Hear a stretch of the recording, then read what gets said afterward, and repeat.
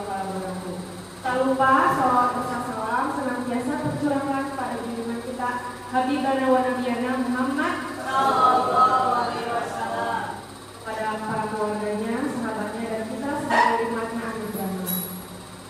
Bapak dan Ibu, saya ucapkan terima kasih atas kesempatannya karena sudah hadir dalam kegiatan diseminasi ini. Mudah-mudahan kita selalu dilindungi oleh Allah Subhanahu wa taala. Baiklah, kita buka acara diseminasi ini dengan membaca Bismillahirrahmanirrahim. Bismillahirrahmanirrahim. Selanjutnya, pembacaan doa yang akan dipimpin oleh Ibu Rosi Nurhayati. Kepadanya kami persilakan.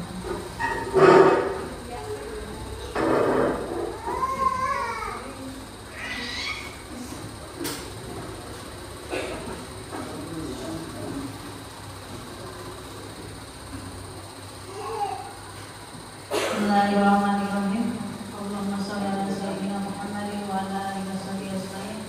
Allahumma inna nas'aluka salamatan fid din wal afiyatan fil jasadi wa ziyadatan fil ilmi wa barakatan fil rizqi wa tawbatan qabla al-maut wa rahmatan yawma al-maut wa maghfiratan ba'da al-maut. Allahumma hawwilna ila fi syafa'atil maut wa najatan minan nar wa rahmatina bizam. Rabbana tuzigh qulubana ba'da idh hadaytana wa hab lana min ladunka rahmatan innaka antal wahhab. Rabbana zalamna anfusana wa illam taghfir lana wa tarhamna lanakunanna minal khasirin. Subhanaka rabbana rabbil izzati amma yasifun wa salamun alal mursalin walhamdulillahi rabbil alamin. Al-Fatihah. A'udzu billahi minasyaitonir rajim. Bismillahirrahmanirrahim. Alhamdulillahi rabbil alamin. Arrahmanir rahim. Maliki yaumiddin. Iyyaka na'budu wa iyyaka nasta'in. Ihdinas siratal mustaqim. Siratal ladzina an'amta 'alaihim ghairil maghdubi 'alaihim waladdallin. Amin. Terima kasih kepada Bu Rosi Nurhayati. Selanjutnya saya akan membacakan susunan acara. Yang pertama pembukaan yang tadi sudah saya buka, kedua doa juga tadi sudah, yang ketiga tujuan diseminasi, yang keempat kesepakatan diseminasi, yang kelima pemaparan materi, dan yang keenam penutup. Tujuan diseminasi budaya positif utamanya untuk menerapkan budaya positif di SD Negeri 2 Palabuhan melalui langkah-langkah sebagai berikut. Yang pertama, menerapkan disiplin positif, mengubah paradigma dari stimulus respon menjadi teori kontrol. Yang ketiga, menetapkan posisi kontrol guru sebagai manajer. Yang keempat, mengatasi ketidakdisiplinan murid melalui segitiga restitusi. Yang kelima, menerapkan nilai-nilai kebajikan universal melalui keyakinan kelas yang telah disepakati. Nah, sebelum mulai ke pemaparan materi, kita buat dulu kesepakatan diseminasi ini ya Bapak Ibu. Oke. Ini ada pemantiknya dari saya yang sudah saya buat. Menghargai siapapun, boleh ditambahkan nanti sama Bapak dan Ibu. Menjadi pendengar yang baik, boleh makan dan minum dengan tenang, berpakaian rapi. Ada lagi yang mau ditambahkan?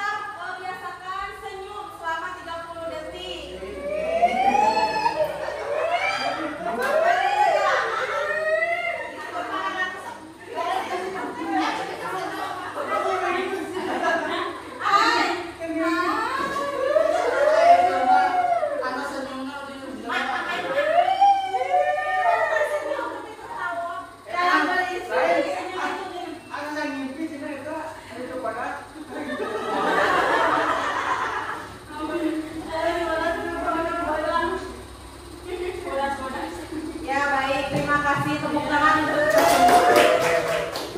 bagaimana rasanya Bapak dan Ibu? Bagaimana rasanya, senang? Nah, dari senyum saja sudah terasa ya aura positifnya ya? Ya betul. Ya, sejalan dengan materi kita hari ini yaitu budaya positif. Nah, budaya positif adalah nilai dan kebiasaan di sekolah yang berpihak pada murid agar mereka dapat berkembang menjadi pribadi yang kritis, penuh hormat dan bertanggung jawab sesuai dengan profil pelajar Pancasila. Konsep inti budaya positif yang pertama ada perubahan paradigma belajar, disiplin positif, nilai-nilai kebajikan, kebutuhan dasar manusia, motivasi perilaku manusia, posisi kontrol guru, keyakinan kelas, dan yang terakhir segitiga restitusi.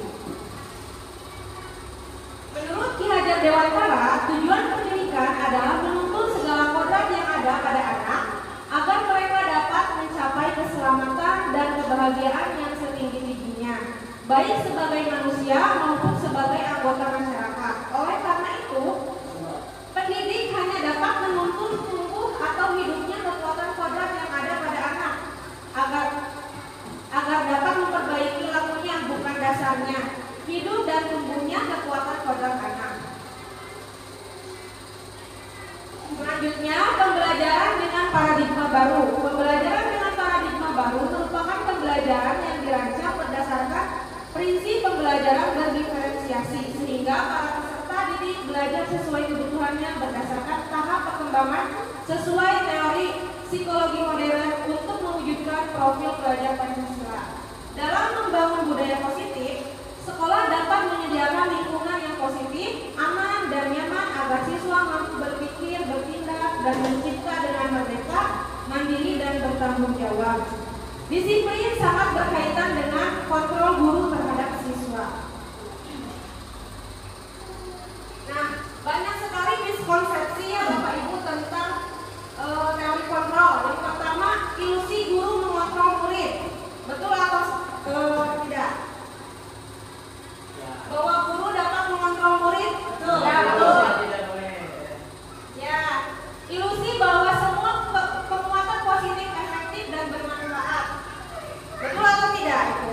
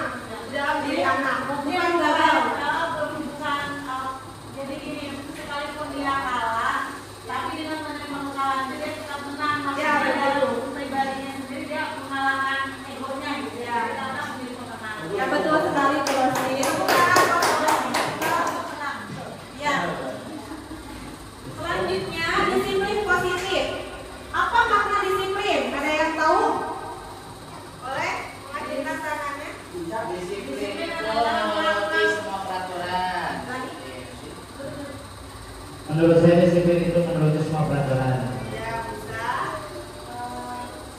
Disiplin adalah melakukan segala sesuatu sesuai dengan konteksnya atau sesuai dengan aturannya. Tepuk tangan untuk Bu Rosi dan Kak Ira. Betul sekali ya. Kita bahas disiplin dulu ya. Disiplin berasal dari bahasa Latin disiplina yang artinya belajar. Makna asal dari kata ini berkonotasi dengan disiplin diri dari mulai murid-murid. Ini menurut Socrates dan Plato. Disiplin diri membuat orang menggali potensinya menuju sebuah tujuan apa yang dia hargai. Namun dalam budaya kita, makna kata disiplin telah berubah menjadi sesuatu yang dilakukan seseorang pada orang lain untuk mendapatkan kepatuhan. Kecenderungan umum adalah menghubungkan kata disiplin dengan ketidaknyamanan, bukan dengan apa yang kita hargai atau pencapaian suatu tujuan yang mulia. Terkadang kita untuk disiplin itu benar yang tadi disebutkan tidak nyaman ya, betul tidak? Ya. Karena kenapa tidak nyaman? Karena ya terpaksa, karena kita tidak menghargai nilai-nilai yang ada di disiplin tersebut, tidak meyakini nilai-nilai itu. Selanjutnya, disiplin positif merupakan suatu cara menerapkan disiplin yang mengajarkan anak bertanggung jawab dan menumbuhkan kesadaran diri berdasarkan nilai-nilai kebajikan. Dalam kata lain, disiplin positif merupakan pendekatan disiplin diri yang memampukan seseorang mengontrol perilakunya secara sadar dan bertanggung jawab atas tindakannya sebagai wujud menghormati diri sendiri dan orang lain. Sebagai pendidik, tujuan kita adalah menuntun murid untuk memiliki disiplin diri, sehingga mereka bisa berperilaku yang mengacu pada nilai-nilai kebajikan universal dan memiliki motivasi intrinsik, bukan intrinsik atau dari luar, bukan akibat paksaan, pujian atau karena hukuman. Jadi kita memunculkan motivasi intrinsik itu dari anak. Nilai-nilai kebajikan universal. Nilai-nilai kebajikan adalah sifat-sifat positif manusia yang merupakan tujuan mulia yang ingin dicapai setiap individu. Nilai yang disepakati bersama terlepas dari suku bangsa, agama, bahasa maupun latar belakangnya. Contoh dari nilai-nilai kebajikan universal yaitu profil pelajar Pancasila, di mana bunyinya yang pertama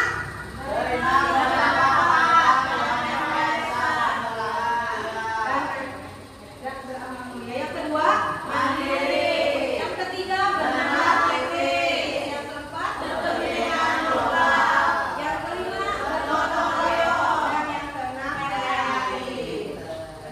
Selanjutnya, kebutuhan dasar manusia. Kebutuhan dasar manusia adalah segala sesuatu yang kita lakukan untuk mendapatkan apa yang kita inginkan. Seluruh tindakan yang kita lakukan memiliki tujuan tertentu, dan semua usaha terbaik yang kita lakukan adalah dalam rangka agar kebutuhan dasar kita terpenuhi dengan baik. Ada 5 kebutuhan dasar manusia. Yang pertama, bertahan hidup, seperti makan, minum, pakaian, tempat tinggal, keamanan, dan kesehatan.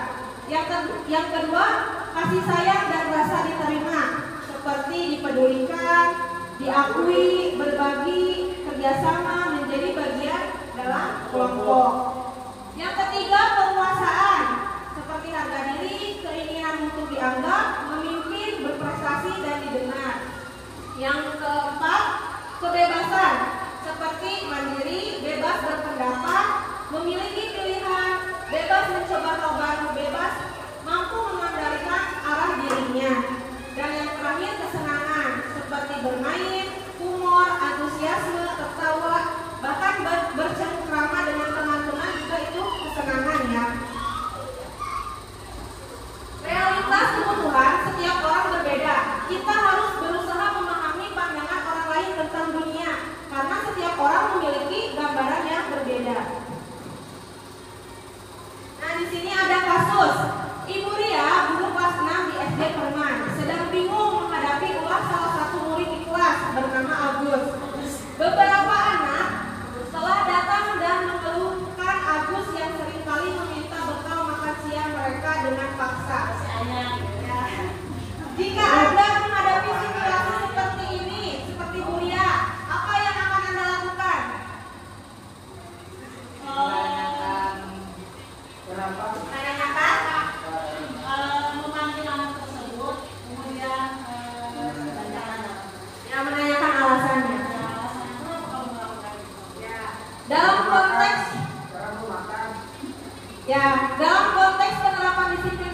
positif, Ibu Ria sebaiknya mencari tahu alasan Agus melakukan tindakan tersebut agar mengetahui kebutuhan mana yang sedang berusaha Agus penuhi. Jika tindakan yang Agus lakukan alasannya karena Agus lapar dan orang tuanya tidak membawakannya bekal makan siang, berarti kebutuhan Agus adalah bertahan hidup.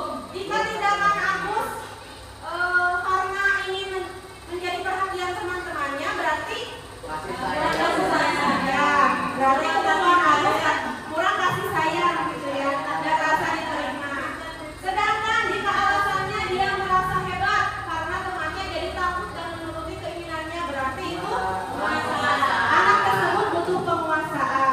Yang keempat, alasannya Agus merasa bosan dengan bekal yang dibawakan orang tuanya karena selalu bekal yang sama.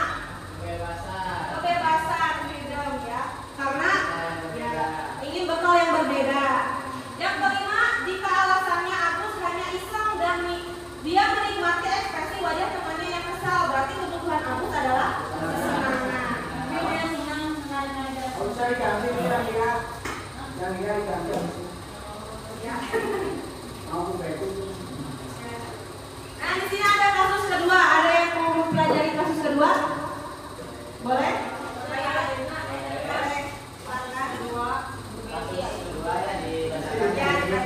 Iva kurang menguasai pelajaran matematika sehingga pada saat pelajaran tersebut berlangsung dia lebih banyak berdiam diri atau menggambar di buku pelajarannya.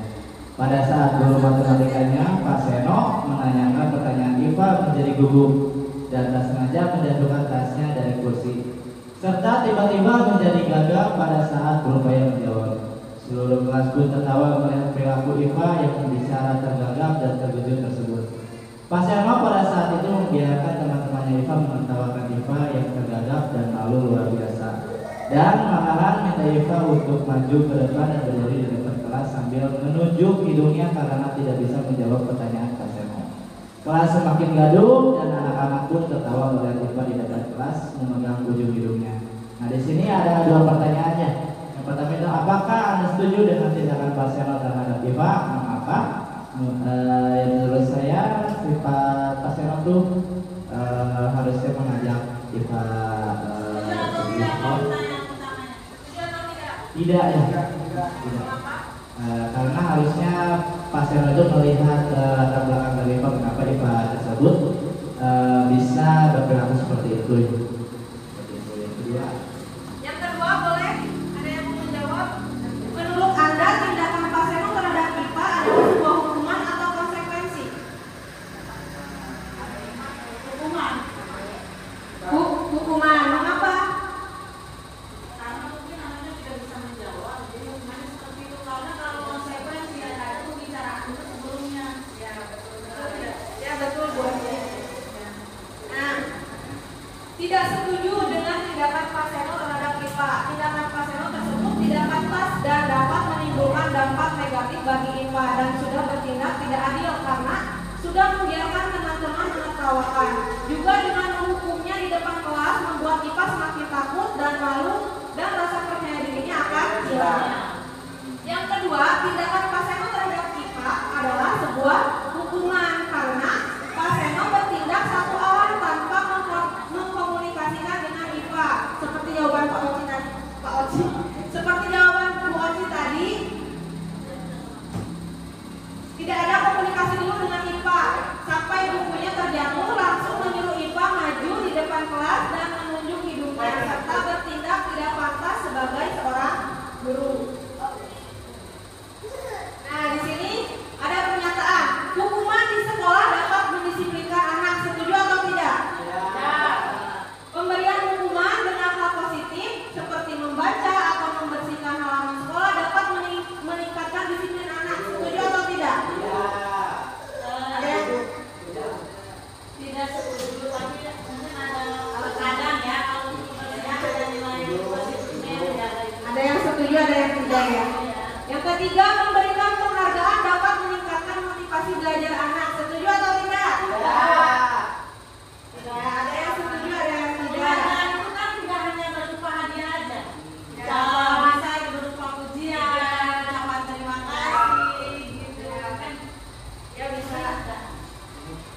Yang keempat, membuat anak merasa bersalah, memberi dampak lebih ringan dibanding menghukum.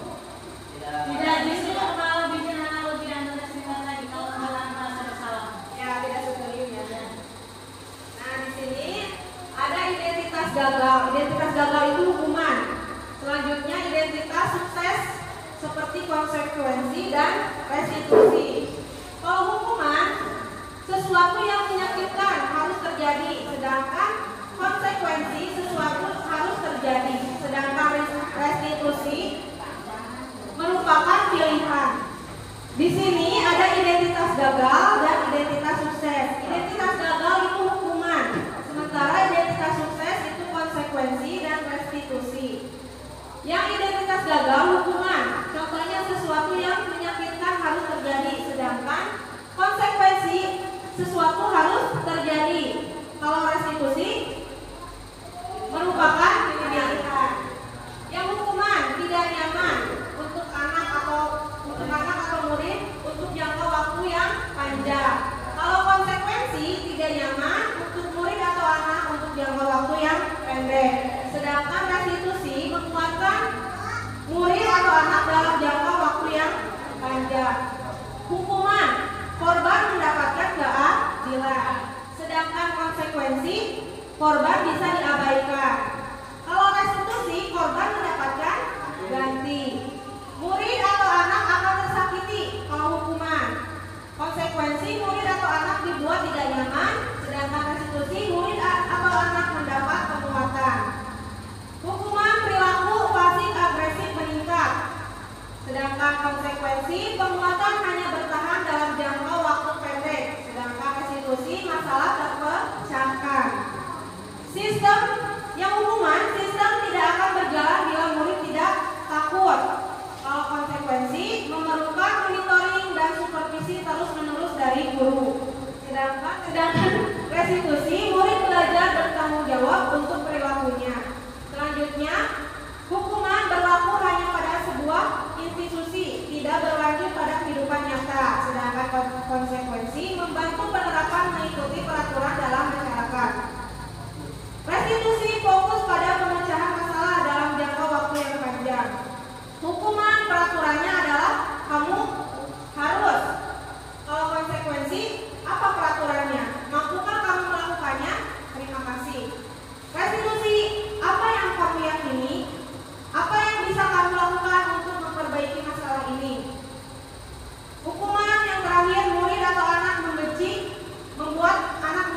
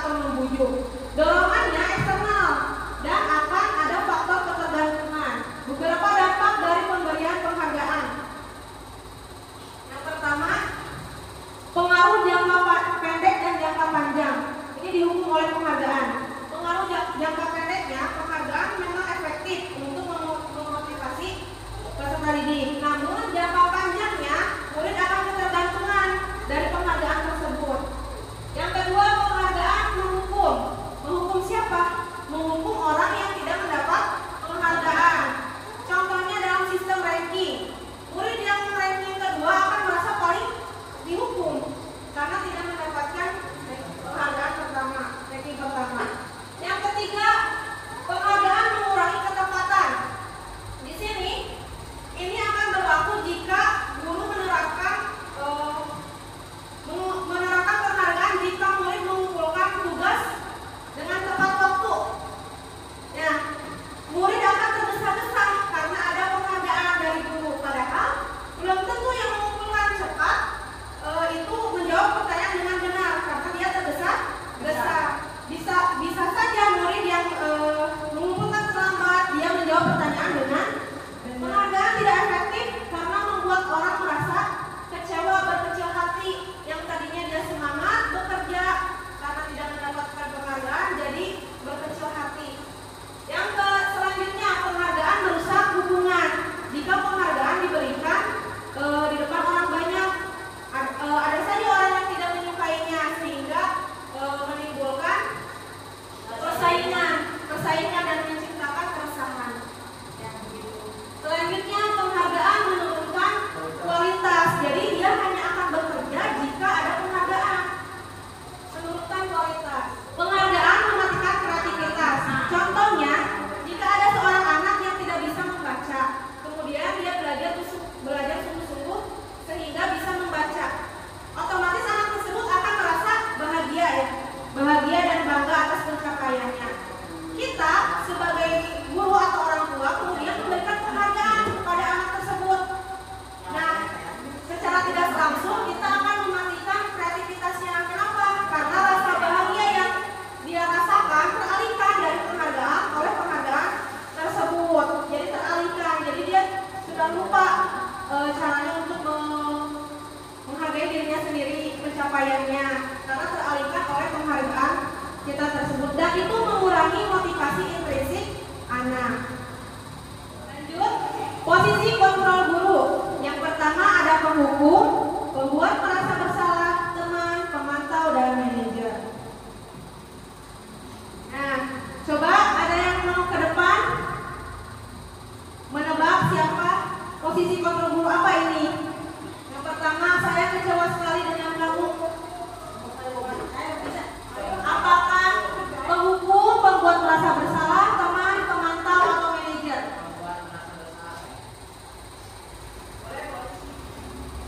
Saya boleh Haji. Saya kecewa sekali dengan kamu, penghukum. Kalau saya kecewa dengan pembuat rasa bersalah, bukan lagi kesana juga. Pembuat rasa bersalah, saya setuju. Ya, lagi. Kamu tidak pernah benar melakukannya penghukum. Yang kedua, yang ketiga, Ayolah lakukan demi ibu.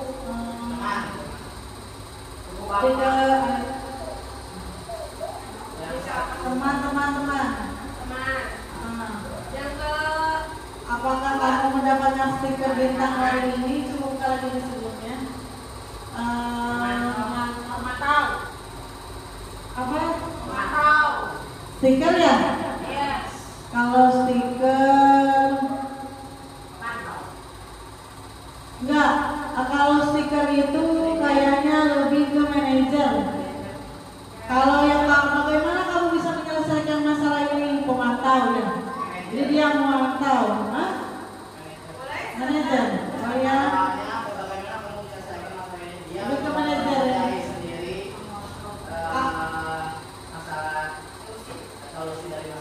Oh itu ya. Enggak kayak gini. Misalkan kan bagaimana kamu bisa melakukan masalah dia tuh disuruh menyelesaikan dan guru itu sebagai pemantau gitu. Ya ini mah menurut ya. Kamu selalu yang paling terakhir. Kamu selalu yang paling terakhir. Pemberi rasa bersalah. Coba lagi membuat rasa bersalah. Membuat rasa bersalahnya ada dua ya. Coba lihat. Ini ada 6 ya. 1, 2, 3, 4, 5. Saya kecewa dan kamu selalu yang paling terakhir. Jadi kayak bikin orang tangan semuanya. Kita lihat apakah ini pemantau, memberi hukuman, membuat merasa bersalah, teman atau manajer. Nah, yang pertama itu membuat orang merasa bersalah. Yang kedua itu hukuman. Kamu tidak pernah benar melakukannya. Yang ketiga, ayolah lakukan demi ibu atau bapak. Yang keempat, apakah kamu mau mendapatkan stiker bintang hari ini? Itu pemantau. Yang kelima, bagaimana kamu bisa menyelesaikan masalah ini? Itu manajer, ya, Ibu. Dan yang terakhir, kamu selalu yang paling terakhir. Itu penghukum. Selanjutnya, kasus ke-1. Mau itu? Mau ada yang mau ke depan? Ya, Bu Ida. Boleh, Bu Ida.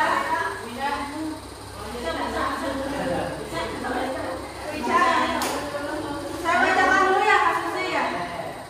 Bu Dani sedang menjelaskan pelajaran bahasa Inggris di papan tulis. Namun beliau memperhatikan bahwa Fajar malah tidur-tiduran dan tampak acuh tak acuh pada pelajarannya. Fajar coba jawab pertanyaan nomor 3, maju ke depan dan kerjakan di papan tulis. Fajar pun tampak malas-malasan maju ke depan dan sesampai di depan papan tulis, Fajar hanya diam terpaku sambil memegang buku bahasa Inggrisnya dan memainkan spidol di tangannya. Ayo Fajar, makanya jangan tidur-tiduran, lain kali perhatikan. Sudah sana duduk kembali. Kira-kira siapa yang bisa? Kata Bu Dani. Fajar pun kembali duduk di bangkunya. Hal seperti ini sudah sering kali terjadi pada Fajar. Seperti tidak memperhatikan, acuh tak acuh, dan nilai-nilainya pun tidak terlalu baik untuk pelajaran bahasa Inggris. Pada saat ditegur oleh Ibu Dani, Fajar hanya menjawab tidak tahu Bu. Ibu Dani pun menjawab diri, gimana kamu Fajar? Kamu tidak kasihan sama ibu ya? Ibu sudah capek-capek mengajarkan kamu, tidak kasihan sama ibu. Dan Fajar pun diam membisu. Menurut Bapak dan Ibu, posisi kontrol apa yang diperankan oleh Ibu Dani?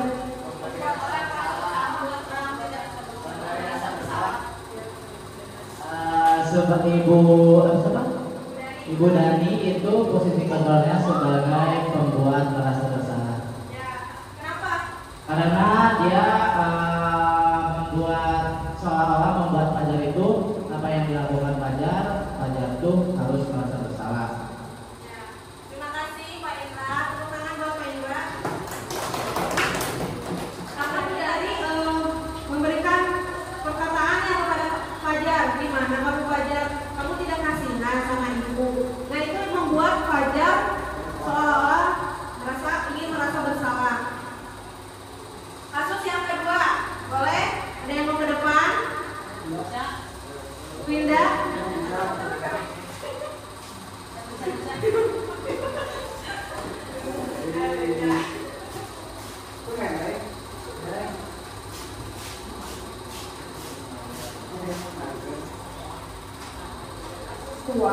Sabrina hari itu bangun terlambat dan terburu-buru sampai di sekolah. Dan akhirnya sampai di depan sekolah. Tapi baru menyadari kalau tidak menggunakan sepatu hitam karena seperti terkena di peraturan sekolah.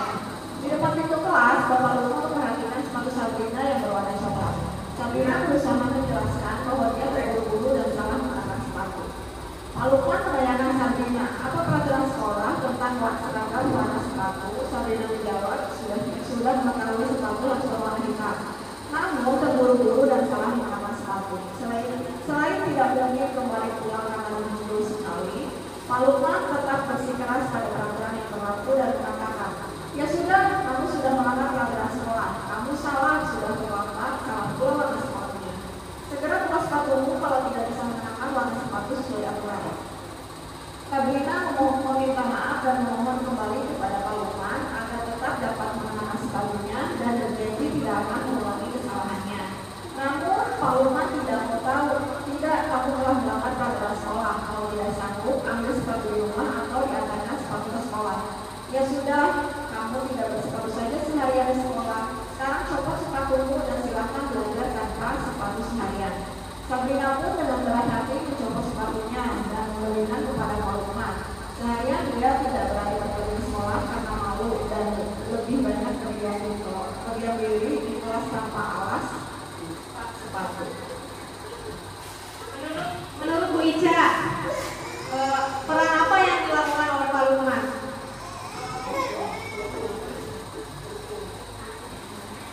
Peran yang dialih Pak Lukman itu penghubung. Ya, karena apa? Karena sudah membuat Sabrina lalu seharian dengan tidak pakai sepatu. Ya, betul sekali. Tepuk tangan untuk Bu Ica. Nah, selanjutnya posisi kontrol guru. Yang pertama, identitas gagal, yaitu menghukum dan membuat orang merasa bersalah. Identitas berhasil atau sukses sebagai teman atau pemantau. Identitas berhasil atau sukses sebagai manajer. Umumnya guru menghardik, menunjuk-nunjuk, menyakiti, atau bahkan menyindir. Biasanya guru berkata, kalau kamu tidak melakukannya, awas ya, rasakan. Hasilnya, anak akan memberontak, menyalahkan orang lain, dan berbohong. Kaitan dengan dunia kualitas, murid meletakkan guru di luar dunia berkualitas. Murid biasanya akan berkata, biarkan saja, nanti juga marah-marah lagi. Dampaknya pada murid, mengulangi kesalahannya, mengulangi terus kesalahannya. Selanjutnya, membuat orang merasa bersalah. Biasanya guru berbuat, berceramah, dan mengatakan seharusnya. Ibu kecewa. Guru berkata, seharusnya kamu sudah tahu ibu lelah sekali mengatakannya, ibu stres. Biasanya guru berkata seperti itu. Ya, hasilnya bagaimana hasilnya? Hasilnya anak akan menyembunyikannya, menyangkal, atau berbohong. Kaitan dengan dunia berkualitas, murid meletakkan guru di dalam dunia berkualitas. Murid berkata, maafkan saya karena merasa bersalah tadi. Dampak pada murid merasa rendah diri. Peran kontrol guru sebagai teman. Biasanya guru membuat alasan-alasan untuk muridnya. Guru berkata, ayolah lakukan demi ibu. Masa kamu tidak mau? Ingat tidak ibu pernah bantu. Biasanya guru berkata seperti itu. Hasilnya anak akan ketergantungan. Kaitan dengan dunia berkualitas, murid meletakkan guru sebagai orang yang sangat penting di dunia berkualitas. Murid berkata, saya pikir bapak ibu teman saya, ternyata begitu. Kalau kita tidak bisa memberikan ekspektasi kepada murid, biasanya murid akan berkata, saya pikir bapak ibu teman saya, ternyata begitu. Dampak pada murid, lemah, tidak mandiri, dan ketergantungan. Posisi kontrol guru sebagai pemantau. Biasanya guru berbuat menghitung dan mengukur. Biasanya guru juga berkata, apa peraturannya? Hasilnya, murid menyesuaikan diri bila diawasi, bila tidak diabaikan, karena terus dipantau, merasa dipantau. Kaitan dengan dunia berkualitas, murid meletakkan guru peraturan dan hukum di dunia berkualitas. Biasanya murid berkata, berapa banyak bintang yang harus saya peroleh, berapa halaman yang harus saya tulis. Dampak pada murid, menitik beratkan pada konsekuensi atau hadiah untuk dirinya, imbalannya. Selanjutnya, posisi kontrol guru sebagai manajer. Guru berbuat mengajukan pertanyaan-pertanyaan. Guru berkata, apa yang kita yakini? Apa yang bisa kau kerjakan untuk memperbaiki masalah ini? Hasilnya, menguatkan pribadi murid. Kaitan dengan dunia berkualitas, murid meletakkan dirinya sebagai individu yang positif dalam dunia berkualitas. Murid berkata, bagaimana caranya saya bisa memperbaiki keadaan. Dampak bagi murid mengevaluasi diri, bagaimana cara memperbaiki diri. Jadi yang lebih bagus itu yang mana Bapak Ibu? Sebagai manajer, karena lebih menghargai diri sendiri dan orang lain. Selanjutnya, keyakinan kelas.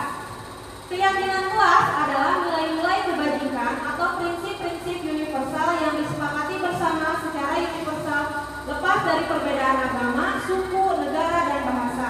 Menurut Lawson, Suatu keyakinan akan lebih memotivasi seseorang dari dalam atau intrinsik. Seseorang akan lebih bersemangat untuk menjalankan keyakinannya daripada hanya sekedar mengikuti peraturan. Mengapa tidak peraturan saja? Mengapa harus keyakinan? Kenapa harus keyakinan? Karena kalau keyakinan itu tumbuh dari dirinya sendiri dan anak itu menyadari bahwa saya yakin dengan apa yang saya lakukan, apa yang saya. Ya betul sekali Bu Orji. Keyakinan itu yang mereka nilai-nilai yang mereka yakini dari dirinya sendiri. Nah di sini ada beberapa pertanyaan. Mengapa kita memiliki peraturan harus menggunakan helm bila mengendarai kendaraan roda motor? Karena itu untuk keselamatan kita sendiri. Untuk keselamatan. Yang kedua, mengapa kita memiliki peraturan membuang sampah di tempatnya? Agar tercipta kebersihan. Agar kebersihan, kesehatan juga ya. Mengapa kita memiliki peraturan harus datang tepat waktu pada saat mengikuti pelatihan? Biar tidak ketinggalan materi atau Ya tidak ketinggalan materi, disiplin. Ya. Baik Bapak Ibu, untuk mendukung motivasi intrinsik, kembalikan ke nilai-nilai atau keyakinan-keyakinan karena akan lebih menggerakkan seseorang dibandingkan mengikuti serangkaian peraturan. Karena anak zaman sekarang itu banyak sekali ya peraturan diciptakan untuk belajar. Makanya kita ubah ke keyakinan. Langkah-langkah dalam menetapkan keyakinan kelas. Yang pertama, berdiskusi memunculkan peraturan-peraturan yang perlu ditaati warga kelas. Yang kedua, mengubah peraturan menjadi kalimat yang lebih positif. Contohnya, misalkan kita berdiskusi membuat keyakinan, anak-anak tidak boleh mengganggu, membuli. Kita ubah ke dalam kalimat yang lebih positif.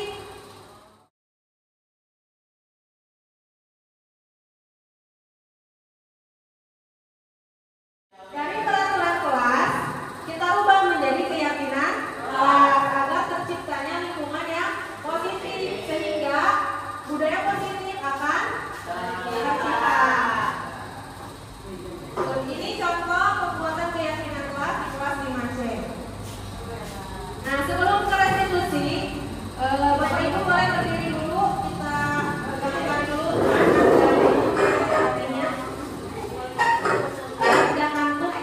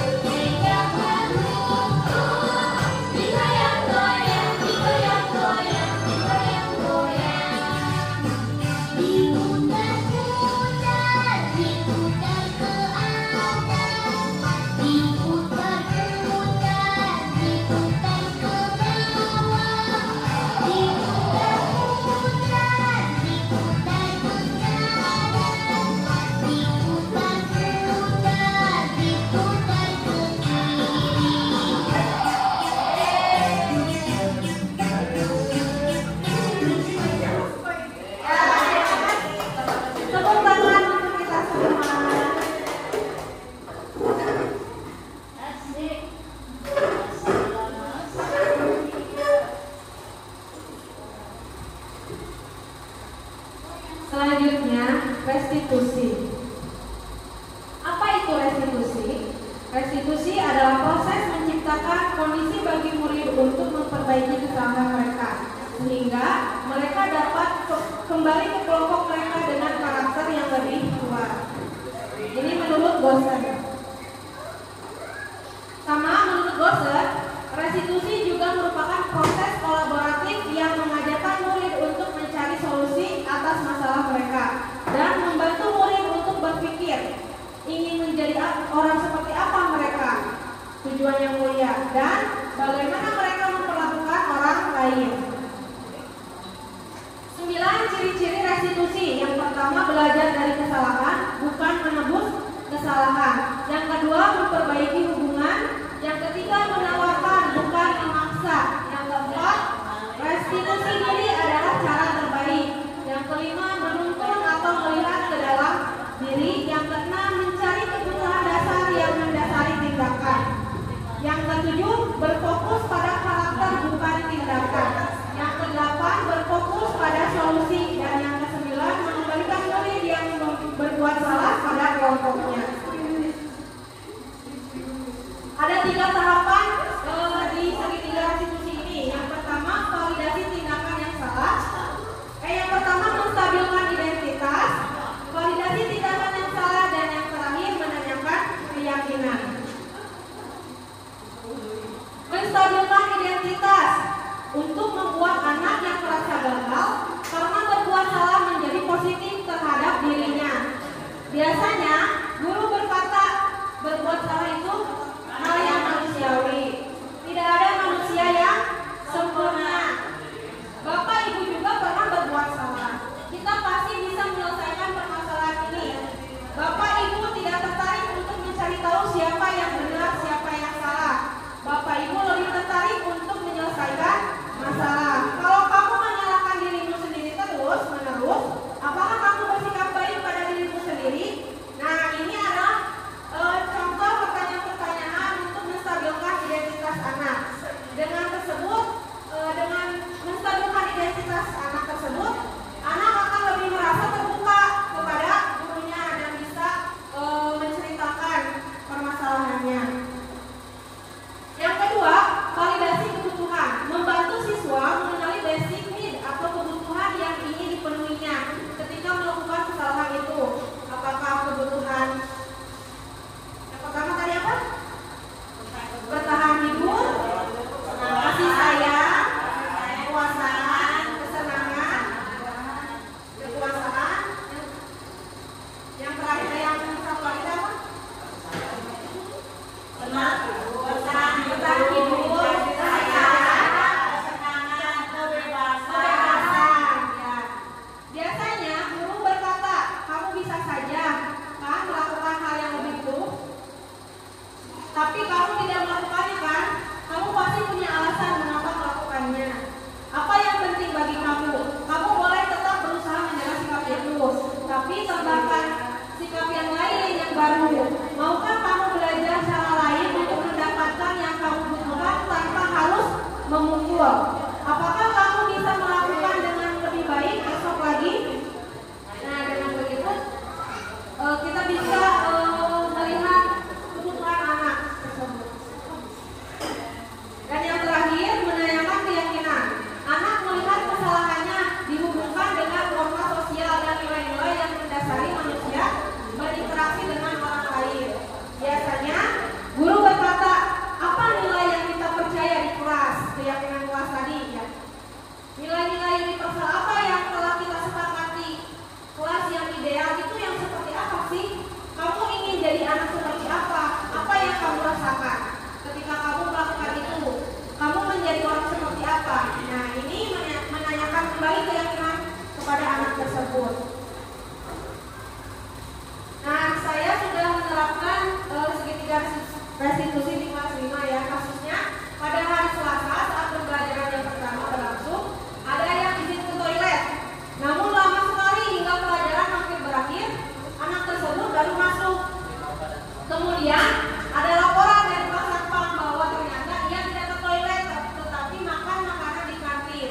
Setelah dilakukan restitusi pada anak tersebut, ternyata anak tersebut belum sarapan karena kesiangan masuk sekolah, sehingga ia berbohong mencari alasan agar bisa sarapan dan tidak mengikuti pelajaran. Ia telah melanggar kesepakatan kelas yang telah disepakati, yaitu aktif mengikuti proses pembelajaran sedangkan ia makan di kantin.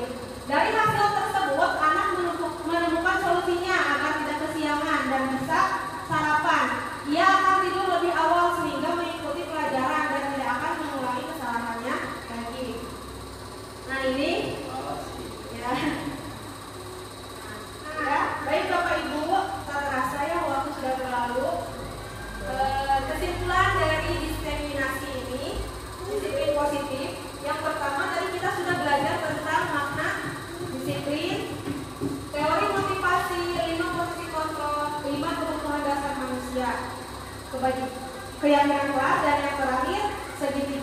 restitusi. Terima kasih. Sekian pemaparan materi dari saya. Terima kasih pada Bapak Ibu yang sudah hadir. Semoga Bapak Ibu tidak puas karena sejatinya mencari ilmu itu tidak ada batasnya. Sekian dari saya. Wassalamualaikum warahmatullahi wabarakatuh.